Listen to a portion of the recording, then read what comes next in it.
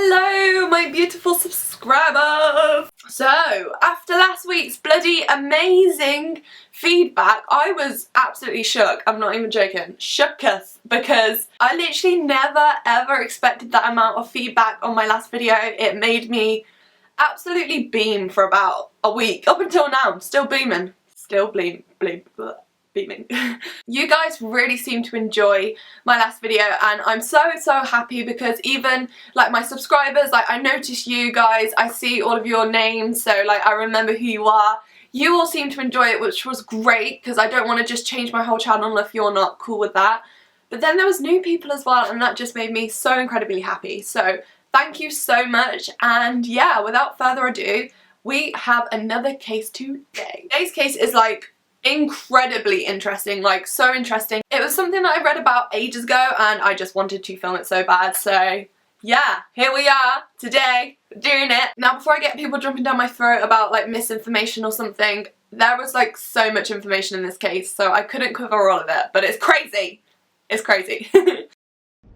So today's case begins in 2015 with a woman named DEE Blanchard, who was around 48 at the time, and her daughter GYPSY Rose Blanchard. Before we start, I'm going to give you a little bit of background just so you can kind of get to know the people and like what this case is all about. If you asked anyone who knew DEE and GYPSY, they would tell you that their relationship was like everyone's dream relationship with their daughter. DEE was a stay-at-home mum with GYPSY because she was ill, and I will get into that later, but even GYPSY herself described the two of them like a pair of shoes. There was never one without the other. They lived in a bungalow in Missouri, which is in America. Yeah, that A-level geography doing me well. The house was built by Habitat of Humanity since they were Hurricane Katrina survivors, and it was designed really well to help GYPSY. GYPSY had a lot of medical problems, but the house had like ramps, even like a jacuzzi for her muscles, etc. DEE didn't actually originate from Missouri. She was from Louisiana, but when GYPSY was young, they fled for their safety. DEE's father was actually apparently a very abusive man. When GYPSY was young, DEE said that he even used to try and burn her with cigarettes, and there was just multiple types of abuse that DEE claimed to happen, so they had to flee for their safety. But despite the abuse, everyone said that DEE was literally the most bubbly, cheerful person. She used to wear really bright clothing. She liked having bows in her hair. She was just like a nice, positive person to be around. So GYPSY Rose, or GYPSY, was DEE's only daughter, and she had a whole lot of medical problems, like real bad medical problems, and she was even confined to a wheelchair. She couldn't walk, she had to have a permanent feeding tube in. DEE would actually have to drag oxygen tanks around with them. But like I said, GYPSY had a multitude of medical problems, and they included chromosome defects, muscular dystrophy, epilepsy, severe asthma, sleep apnea, eye problems, and she even suffered from leukemia as a child. GYPSY didn't see much of her dad since DEE said that he was a deadbeat dad, you know. He even claimed that she didn't have any disabilities, and he would mock her and say things like the Paralympics were freak shows and that. And according to DEE also, he never used to pay them money or child support or anything for GYPSY. So DEE didn't want that negativity in GYPSY's life. GYPSY also had to be homeschooled as she had brain damage, and DEE was worried that she wouldn't be able to like keep up with the other kids because her mental age was a lot younger than theirs, even though her physical age wasn't. Despite this though, she was like really friendly and talkative, but even in clips of her voice is like a lot more childlike and higher than other people her age. DEE would ask people who met GYPSY to talk to her as if she was a younger child because she wouldn't understand, and she was also like obsessed with Disney films and like all to do with Disney princesses. She loved to dress up as them. She would often wear wigs as she had really short hair due to cancer treatments. She even went on like a charity Make-A-Wish, you know, when they send really sick kids on holidays. She went to Disneyland and various other places. They became kind of local celebrities, and they had a massive like community support because people would look at them and think, oh my god, how is someone in such like an awful situation so happy?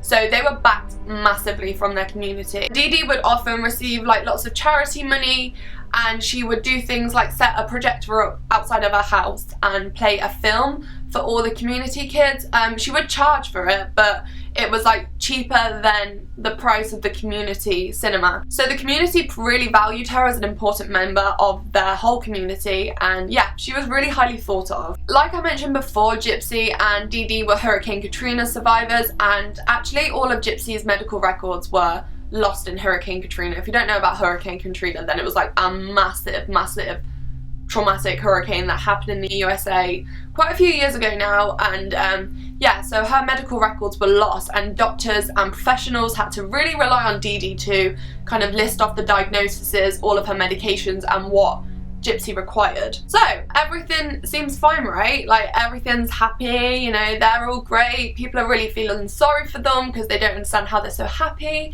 and yeah, everything was great until June the 14th, 2015, when this status appeared on DEE's Facebook post. This is like an incredibly brutal status, right? And everyone really panicked when they first saw this, because everyone was like, is this hacked? And if it is hacked, then what's going on? Why are they saying that? It literally made no sense to people, and people like freaked the fuck out. Like they freaked out. So not long after the first status appeared, this comment then came up. And literally, mate, tell me about it. How brutal and violent is that comment? So everyone really panicked at this point. They didn't understand what was going on. The first person to actually react on this was a neighbour called Kim, and Kim actually called DEE to see if like everything was okay, but DEE didn't answer, and this was like not uncommon because obviously DEE had to make many a trip to like the hospital, etc. for GYPSY, and she didn't often answer her phone. But due to the statuses, Kim rang the police. But when the police arrived, they didn't actually have a proper search warrant, but they looked around and they thought that there was no signs of robbery or struggle. They looked through the windows, which were quite hard to see because there was like a film over it, but they could see that there was GYPSY's wheelchair still inside. And what was most suspicious is that DEE had this like new cube van thing which could transport GYPSY and all of her wheelchairs around, and that was still parked in the driveway. So to a lot of people that meant that they must be in the house, and they didn't really understand why they weren't answering. The search warrant didn't actually come. I think it was about 10:45 when they were able to go in, but when they went in, the sight was awful. They walked into DEE's bedroom and they found that she'd been brutally stabbed to death and had actually been dead for days at this point. And to make matters worse, GYPSY was nowhere to be seen. At this point, this case became a missing persons case because GYPSY was gone, DEE was stabbed, they had no leads onto who did it, everyone loved them, they didn't understand what was going on, but they needed to find GYPSY, they needed to make sure that she was okay, and they panicked because GYPSY's, all of her medications, her wheelchairs, etc., they were all still at home. So if GYPSY was, you know, taken by someone, they thought she wouldn't be able to like get out or anything, she wouldn't be able to help herself at all. So, okay guys, picture it. You've got a woman who's dead, you've got a missing person, and you've got brutal Facebook statuses. What do you do? What do you do? IP address. They checked the IP address and it actually took them to a man named Nicholas Godejohn. I don't know how his last name is pronounced. I've heard it pronounced very differently, so we're just going to call him Nick, okay? Because I don't want to slaughter that last name. I'm not going to say slaughter. I don't want to, I was just about to say butcher. Ugh, this is sick. I feel a bit nauseous now. I don't want to ruin his last name. Okay, just ignore me. So the police had to do some proper digging at this point because they didn't understand the connection between Nick, GYPSY and DEE. They didn't understand why Nick had obviously put the statuses, or who put the statuses from Nick's laptop. And they did a little digging and they found out that actually Nick was GYPSY's boyfriend. And this, guys, is where the story gets crazy, so, you know, hold your horses. GYPSY and Nick had actually met on a Christian dating site a few years prior. They were very much in love, like they confessed their love to each other, they even planned on getting married, but they had to keep this a secret from DEE because she was like very protective over GYPSY, and at this point GYPSY was 18 and Nick was 24, so you know there's a bit of a difference. So they went to Nick's house, and who did they find there? GYPSY. And CCTV footage showed her getting on a bus, going to Nick's house and staying with Nick. All alone. GYPSY could walk. GYPSY could actually walk. Like, what is going on?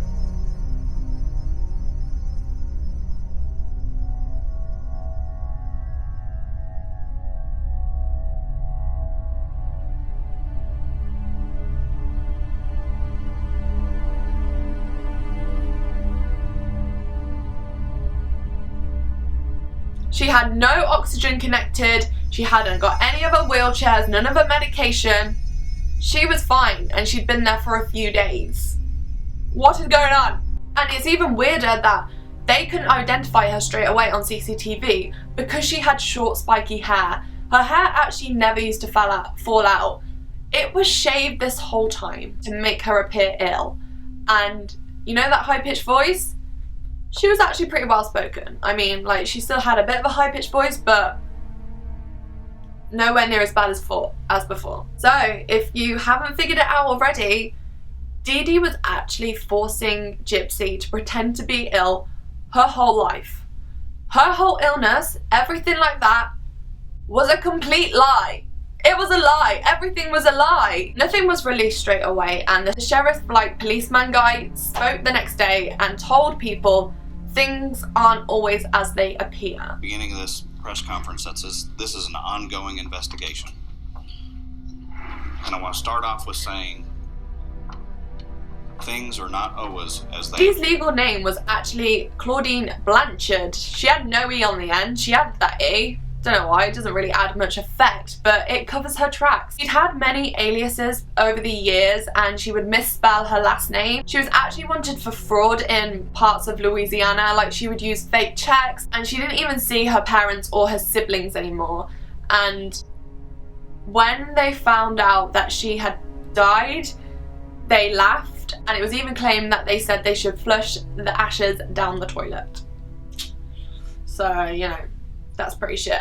All the brothers and sisters don't care about Dee Dee no more. She got cremated. She said, "What you want me to do with the ashes?" Everybody said, "I don't want her. I don't want her." Flush. I don't flush that in the toilet.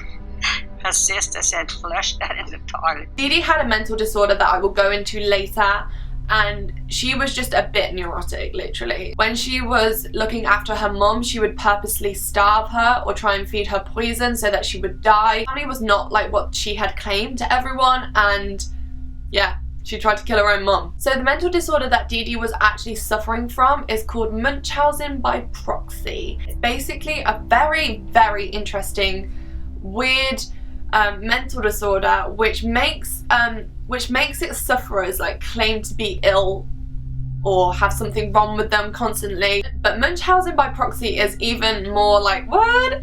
Because when someone forces someone else to be ill and makes out they're ill, manipulates them, pretends they're ill, mostly by mothers and a child. You know, there are some cases of father, but the staggering amount is by mother and child. The reason for it is very like obscure, not many people know. Some people say it's for attention, like money.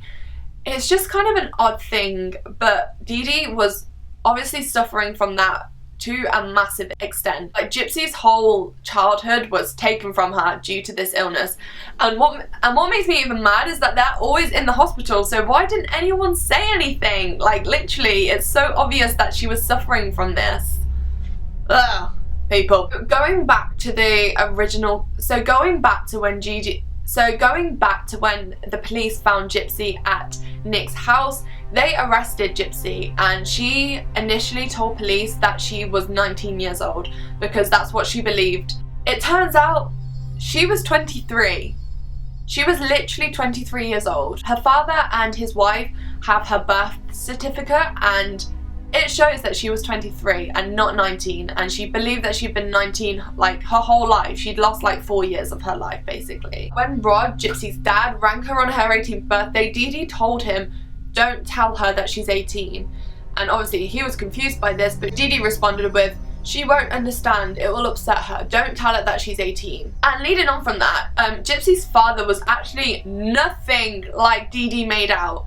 His name was Rob Blanchard, and he was actually like a really, really good guy. He'd met Dee Dee when he was 17 and still in college, and Dee Dee was 24 at the time, and they had like a bit of a fling, but Dee Dee actually got pregnant, and they decided to marry because back in that time that's what you did if you got pregnant. Rod always said that he was never actually in love with Dee Dee. Rod was actually highly involved in GYPSY's life to the extent that he could.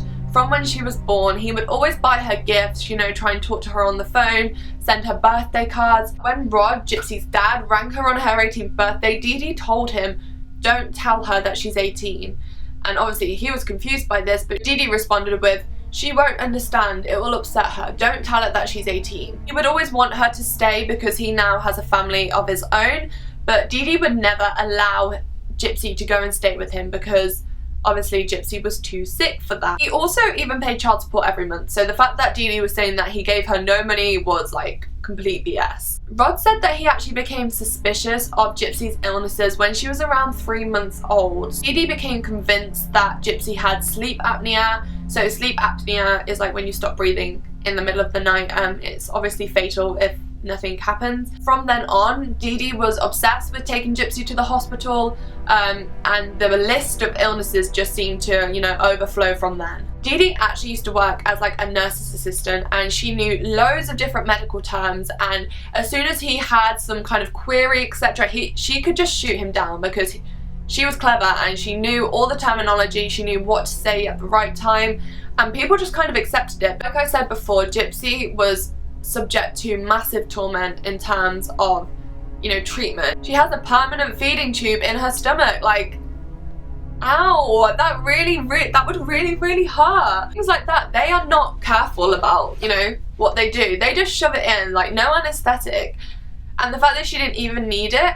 And to make things worse, GYPSY had cancer treatment as a child for leukemia that she didn't have. Like, how can doctors not pick on the fact that Dee Dee keeps coming in, you know, she keeps spilling all of these things that GYPSY has, let alone wasting their time, but they do tests, and then to go through with them, even when the tests are showing that she actually has nothing wrong with her.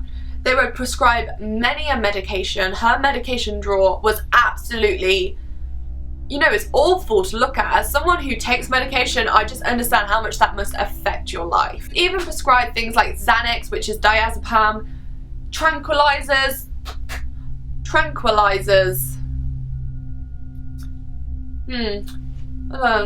That's problematic. That's really problematic. These were for things like epilepsy, which she didn't have. I think this is one of the lessons that we need to learn from this case, and I will definitely go into this later, but we need to like talk about it. Like, doctors and that should have said or raised alarms that something's not right here. She keeps coming back in. She keeps saying that her daughter's ill. Her daughter's not ill on the test. What could this be? As a doctor who spent so many years in uni, like, what could this be? Munchausen by proxy, maybe? Maybe, I don't know, just me? There's a strong argument with, why didn't GYPSY say anything? Like, this whole time she was on camera, she was on TV, she lived in a nice neighborhood. Why didn't she say anything? And that was because what her mum was doing to her was pure emotional abuse. She controlled her endlessly. And when you read things like she's taken diazepam, Xanax, or tranquilizers, no wonder Dee Dee was able to, you know, control her. These medications literally just make you numb. They don't make you feel anything. You're just like a body and you're like, ugh. So no wonder she was able to control her when she was so fucking drugged up. So when I was researching, I found out that police had actually visited Dee Dee and GYPSY's house years prior on suspicion of child abuse. So to me, that says that someone obviously mentioned something, that something wasn't right. Police followed through, but they went to the house and Dee Dee manipulated them to an extent. Then I found medical records from a doctor who had wrote in the notes, there is a strong possibility of Munchausen by proxy syndrome. But no one followed through. No one was brave enough to step up and say, I think this is what happened. And it annoys me so much because I think GYPSY's life could have been saved by that and she wouldn't have to endure all the suffering that she did. GYPSY was being so emotionally abused by Dee Dee. She controlled everything. She controlled her life. She took her out of school, so she ruined her ability of education or friends or being able to be a normal child. One of the first things she would tell people is that GYPSY is brain damaged. And that meant that even if GYPSY tried to tell them what was going on, they would just assume that she wasn't actually very well and like she was just talking absolute crap. So Dee Dee would even manipulate everyone around them. She would tell GYPSY that if she did try and tell someone, no one would believe her anyway. Another thing that really like made me feel awful was that GYPSY and Dee Dee would often hold hands in interviews. So it looked like it was like a loving, like, let's hold hands, we're together, we unite, etc. In actual fact, GYPSY said that her grip was always way too firm. We're in a group of friends. You know, if I said something that I wasn't supposed to, she'd squeeze my hand. And I know. I was just afraid, just too afraid. I have a strong feeling that the extent of the control over her, heavily psychological as it was, would have involved physical punishment as well. She'd hit me with a coat hanger, or her palm, and I'd have to take so many slaps for depending on how severe it was. She would have that control over, physical control over her, saying, don't you dare say anything wrong. There was a lot of physical abuse that also took place. One time GYPSY actually tried to escape before, and she obviously failed, and DEE forcefully brought her back, and when she did, she got a hammer, she smashed her phone and computer, and threatened to smash GYPSY's fingers with a hammer if she ever tried to run away again. So sad that police had, you know, there was a concern somewhere. Someone had made a concern, but it wasn't followed through. So going back to the arrest, GYPSY actually said that she had no idea that her mum had died at this point. If you're involved in anything that I'm about ready to tell you, then you need to tell me, okay? Your mom's dead, okay? Now, what I want to ask you is, your mom's passed away, okay? And she's deceased, all right? Now, what I want to ask you, did you have involvement in this? Okay. Hang on, listen to me for just a second, okay? What happened with your mom that night?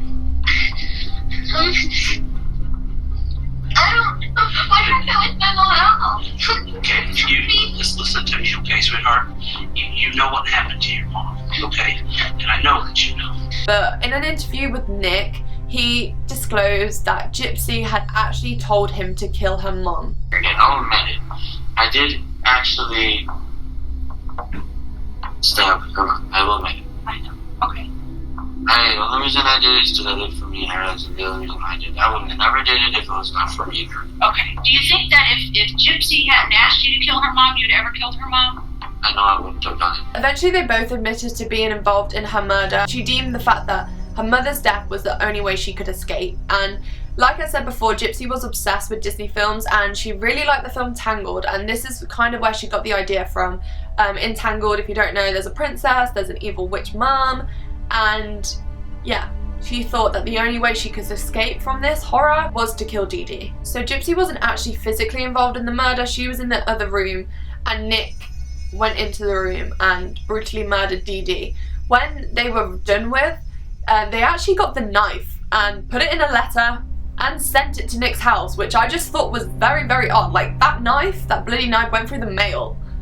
I don't know, I just found that really weird. Even more crazy to me was that the Facebook status that was so brutal and violent was made by GYPSY. And police found out that Nick was also autistic, which, I don't know, I think that just makes this whole situation even more sad, because if you don't know about autism, but they can get very fixated on things, and it can be quite problematic, as in this case. So if he seemed that he loved GYPSY and wanted to do anything for her, then this would be the extent that he would go to, and his mental capacity was actually a lot younger as well. They said he acted around 15, 16. There was a lot of speculation when this came out. People were really, really confused.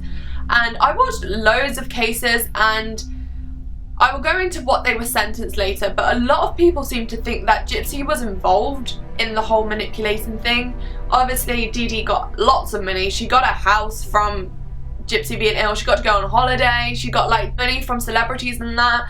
So it worked in her favour, but a lot of people seem to like think that GYPSY was also in that. Like, she was like, yeah mum, do this, I'll do this. And from my point of view, I think it was totally not that way.